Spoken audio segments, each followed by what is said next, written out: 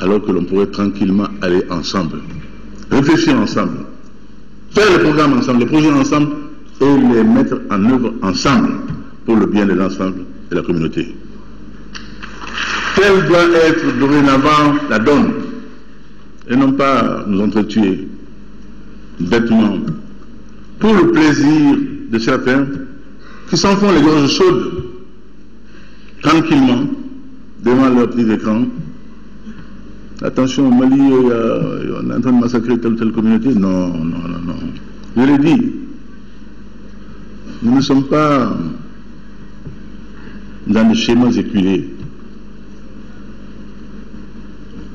Le romantisme à la Pierre Loti, non.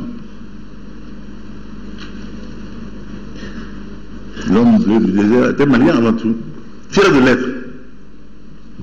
Et dans leur ensemble, la très grande majorité de nos frères Touaregs sont fiers d'être maliens et sont même choqués que l'on pose un problème de Touareg au Mali.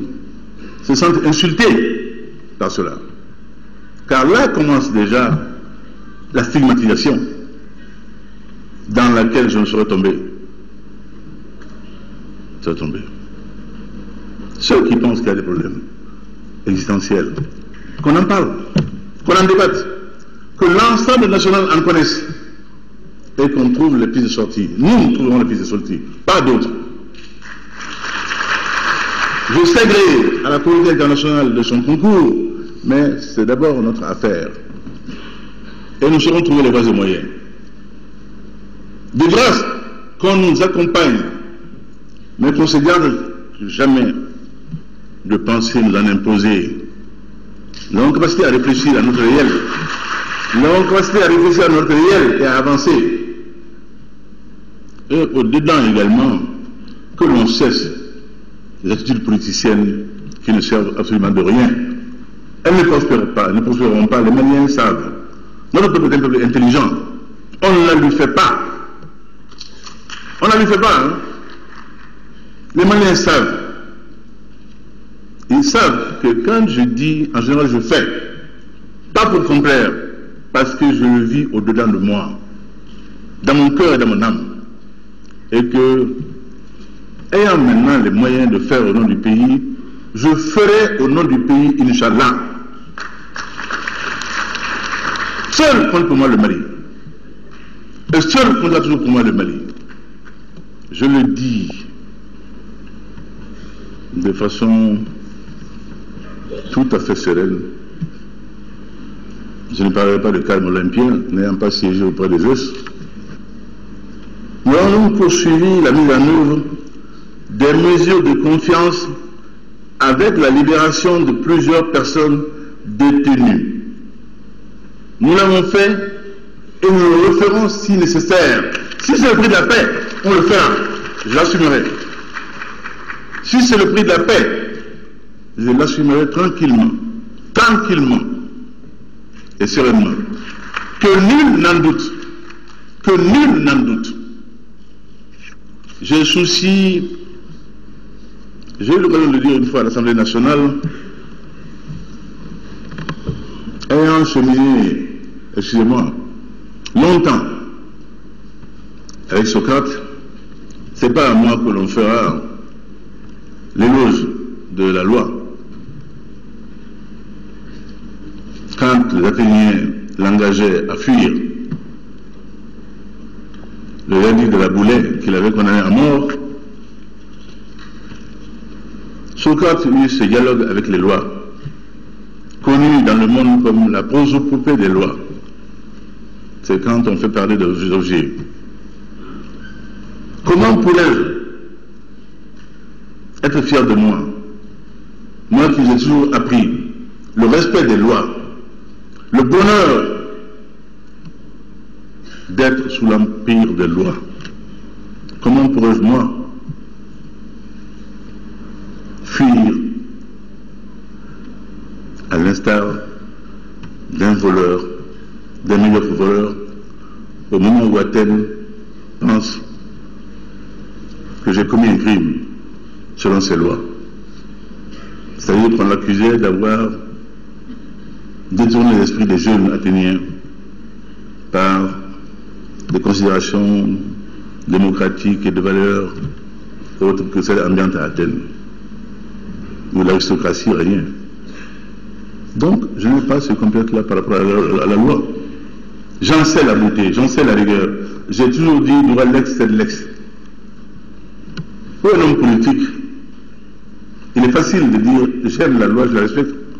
Sauf le jour où on vous déclare battu à une élection, alors que vous pensez l'avoir gagné. Ce jour-là, si vous dites, vous maintenez que vous aimez la loi et que vous vous y soumettez, là oui, votre amour de la loi, votre respect de la loi, j'y croirais. Et tels les manières m'ont vu faire ici. Dès lors, nous ferons ce qu'il faudra faire pour le Mali. Nous ferons ce qu'il faudra faire pour le Mali. Le gouvernement a organisé à Tombouctou, Gao, Kidal, sur toute l'étendue du territoire national, les 15 et 16 septembre 2013, des forats de sensibilisation prévus par l'accord préliminaire signé à Ouagadougou. On peut dire ce qu'on veut de cet accord préliminaire, mais si nous sommes aujourd'hui ici en session des assises du Nord, c'est bien parce que cet accord préliminaire aura permis que se tiennent des élections au Mali. Oui. Ne jetons pas le bébé avec l'eau du bain. Là où il faut corriger, nous corrigerons. Là où il faudra dire avec clarté la souveraineté du Mali, que nul n'en doute, nous la dirons, cette souveraineté du Mali. Mais que jamais on ne puisse nous faire reproche de manquement à la parole donnée en les non-lieux et places du Mali. Sûrement pas. Plusieurs forces intercommunautaires se déroulent encore dans la région. Bientôt, nous allons restructurer la commission de dialogue et réconciliation. La nouvelle commission de dialogue, vérité et réconciliation organisera dans les meilleurs délais des forums intercommunautaires tout en menant des investigations approfondies sur les violations des droits de l'homme et les conséquences de l'occupation des 3 régions du Nord. Elle se rendra dans les camps de réfugiés et auprès des populations déplacées pour appréhender toutes les questions relatives à leur réinsertion dans leur milieu d'origine. Elle fera des recommandations au gouvernement pour que prévale désormais la justice et elle seule dans ce pays et soit mis fin à la culture de l'impunité. Je l'ai dit, dois-je le répéter, nul n'est et ne sera au-dessus de la loi au Mali. Nul n'est et ne sera au-dessus de la loi au Mali. Nous n'avons besoin d'aucun rappel pour être convaincus de cela. Et on le verra à l'œuvre. On le verra à l'œuvre. Nul n'est et ne saurait être au-dessus de la loi.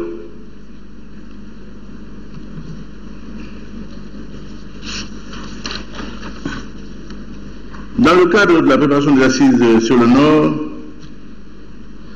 le gouvernement a organisé les États généraux de la décentralisation, dont l'objectif central était de déterminer le mécanisme institutionnel devant permettre le renforcement des pouvoirs des collectivités décentralisées afin que celles-ci répondent mieux aux aspirations fondamentales des populations.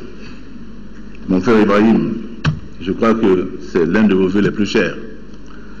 Et vous avez été l'avocat brillant tout au long de ces dernières années. Brillant que de pro de mots.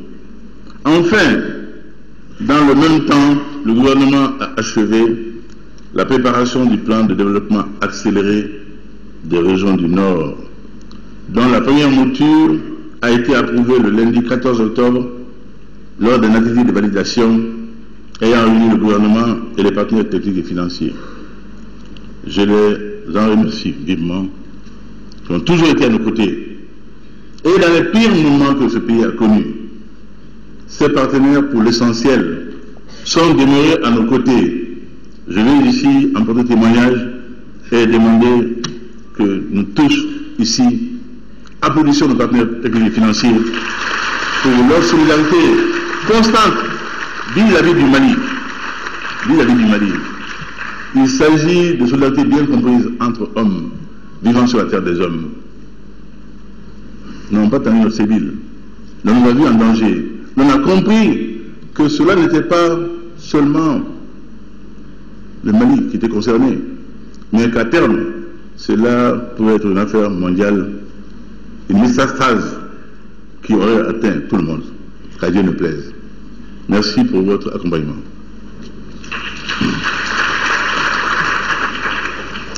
Les recommandations pertinentes des États généraux de la décentralisation ainsi que la synthèse des grandes lignes du plan de développement accéléré des régions du Nord sont à l'ordre du jour de vos présentes assises nationales. Chers amis, chers parents, le Mali est désormais engagé sur le chemin de la construction d'un État de droit, luttant résolument contre la corruption et l'impunité, car la nation est avant tout un espace de solidarité fondé sur la justice et l'équité. Pour ce faire, nous allons parachever le processus électoral en organisant les élections législatives le 24 novembre 2013 pour le premier tour et le 15 décembre 2013 pour le second tour.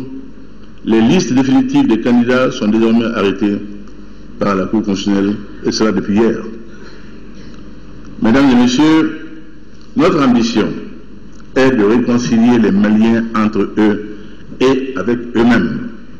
Car une nation ne peut aller de l'avant qu'en étant unie et rassemblée autour d'une vision commune de son devenir. Avec détermination et sagesse, nous allons refonder un contrat social afin de créer les conditions de vivre ensemble entre toutes les Maliennes et tous les Maliens. Ensemble, tous unis, comme les 5 doigts de la main, nous devons emprunter le chemin de la renaissance.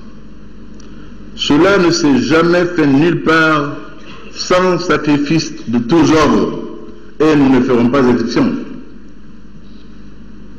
Premièrement, il faut reconnaître et réparer les fautes du passé afin de parvenir à une véritable réconciliation nationale et promouvoir la cohésion sociale et le vivre ensemble.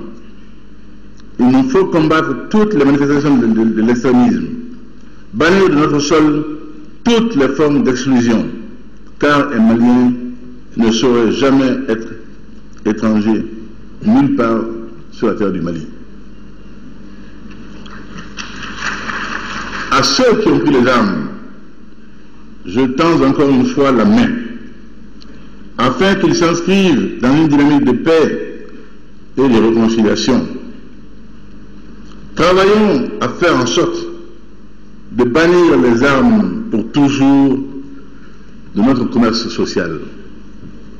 Le dialogue est supérieur au fracas des armes, car il fait appel à l'intelligence et au courage de l'homme. Saisissons la chance de nous écouter, de nous comprendre, afin d'être en mesure de faire face aux défis que l'histoire nous impose. Ensuite, nous allons devoir refonder l'État en repensant la décentralisation pour aller vers une vraie, une authentique régionalisation. Faisant de la région le point nodal du développement économique qui tienne compte des réalités locales, tout en restant arrimé à l'âme nationale. Tout en restant arrimé à l'âme nationale. La régionalisation favorisera l'harmonie dans la cité, Elle permettra de mieux prendre en charge l'aspiration fondamentale des citoyens à un mieux-être collectif, valorisant les cultures du terroir. Elle renforcera la solidarité entre les habitants d'une même région et entre celle-ci et la collectivité nationale. Ensuite, nous corrigerons les inégalités découlant du dénouement physico-économique à travers la mise en œuvre du plan de développement accéléré des régions du Nord. Je tiens à préciser encore une fois qu'il serait regrettable de croire que l'engagement à relever le défi du développement du Nord soit synonyme de privilège et d'abandon du reste du pays. Sûrement pas. Tout le monde sera l'objet de notre soin le plus résolu. Ce disant, j'envisage entre autres le Sahel occidental et toutes les autres régions. En son temps, nous avions, et j'ai en face de moi l'ancien ministre des zones désertiques et semi-désertiques, qui ne dira pas le contraire. Ce souci a été constant de prendre en compte les singularités, les spécificités qui ont fait que certaines régions, plus que d'autres, ont accusé le coup des difficultés climatiques. Et quand je pense à tous nos enfants de cette zone qui vont à l'aventure sur les mers et dont Lampedusa a été un test épilogue, nous avons le devoir de réussir pour que les enfants maliens restent en terre malienne. Ils trouvent du travail. Travaillent au Mali et vivent au Mali, auprès de leurs parents. Et non qu'ils aillent mourir dans les eaux glacées de la Mare Nostrum, la Méditerranée ou quelque autre mer. Cela est notre responsabilité. Faire en sorte que notre pays soit vivable et qu'il soit plus doux aux jeunes générations. C'est quand il n'y a plus d'espoir, quand on ne peut pas envisager dans le court ou le moyen terme un avenir sur son sol, que l'on consent à prendre le chemin du désert. C'est 87 morts l'autre jour de soif dans le désert pour se rendre sur les bords de la Méditerranée, sont autant d'interpellations pour toute conscience digne d'être qualifiée d'humaine. Et nous avons le devoir ici, en ce pays, de faire de cette question aussi une question majeure. Et dans les temps à venir, nous serons sûrement encore en débat interne pour trouver les moyens, les voies et moyens de conjurer ce mauvais sort et de faire renaître l'espoir en le cœur de nos jeunes, en créant autant de chantiers qu'il faudra, en créant des opportunités pour que les jeunes Maliens croient en l'avenir du Mali et décident de rester auprès de pères et mères, femmes et enfants, pour le reste de leur vie. Je dois, chers amis, encore une fois, remercier nos amis de la communauté internationale et dire à Bert Koenders tous nos sentiments d'estime pour ce que l'aménagement, sous sa conduite, a fait jusqu'ici pour ce pays.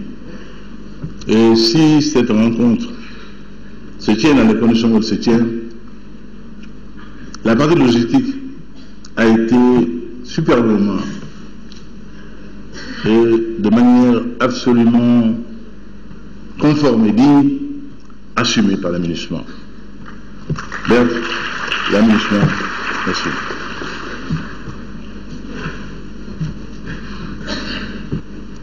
Nous sommes l'objet d'une attention particulière de la communauté internationale.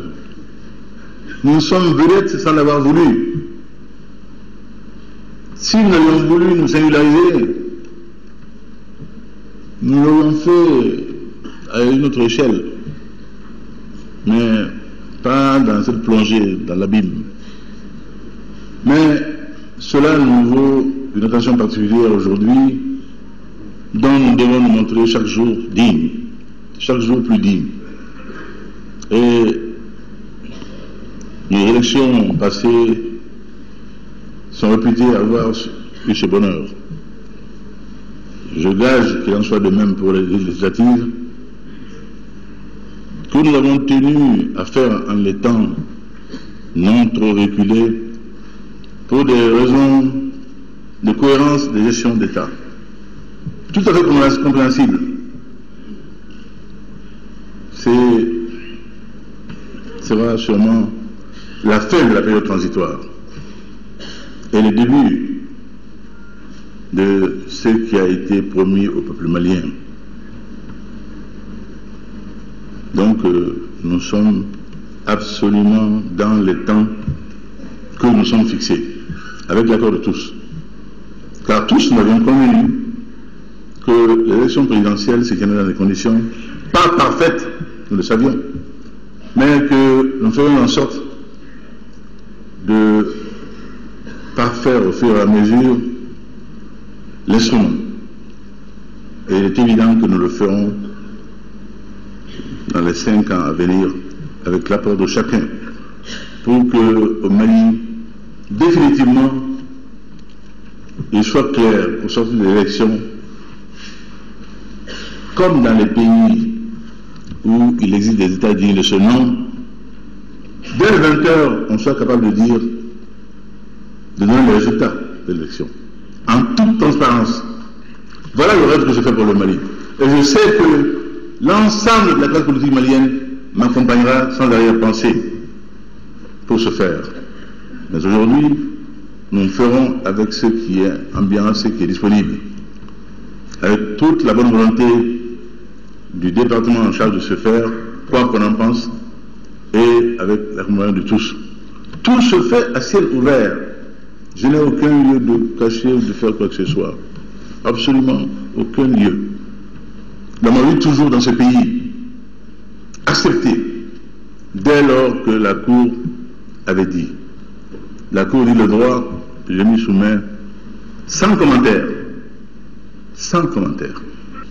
Chers amis, toujours dans la veine de l'intérêt de nos amis de la communauté internationale, le 5 novembre, Bamako abritera la première réunion ministérielle sur le Sahel en présence de M. Ban Ki-moon, secrétaire général des Nations Unies, de M. Kim, président de la Banque mondiale, de notre frère, le président de la Banque africaine de développement, du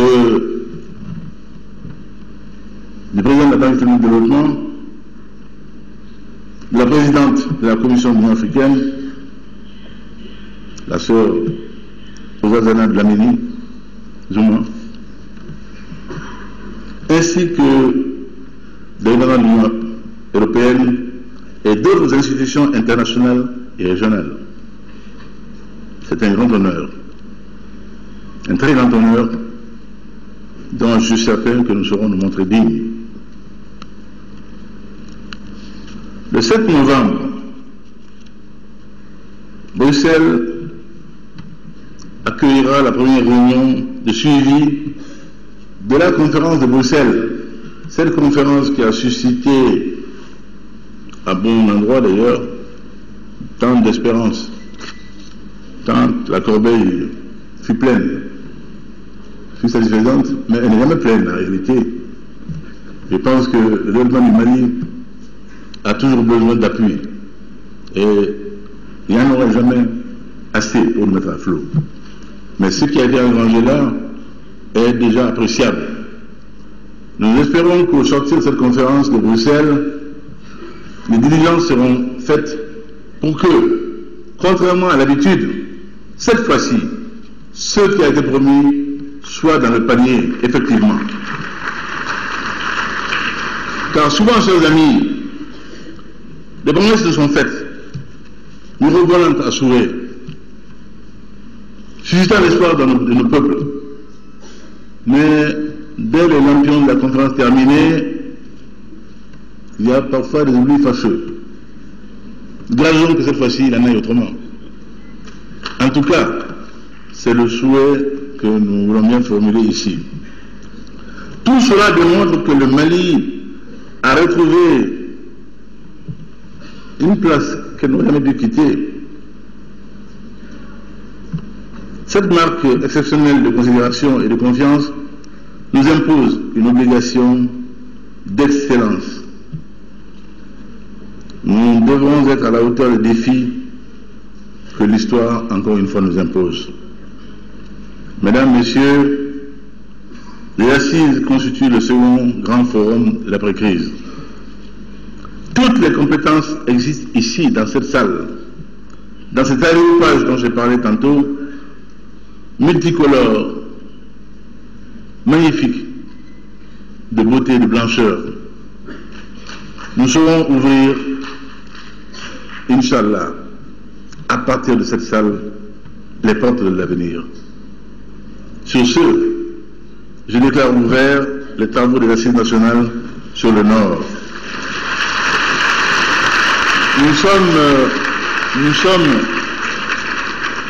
Nous sommes vendredi. Dieu bénisse ces assises. Vive la République, vive le Mali, vive la solidarité internationale. Merci.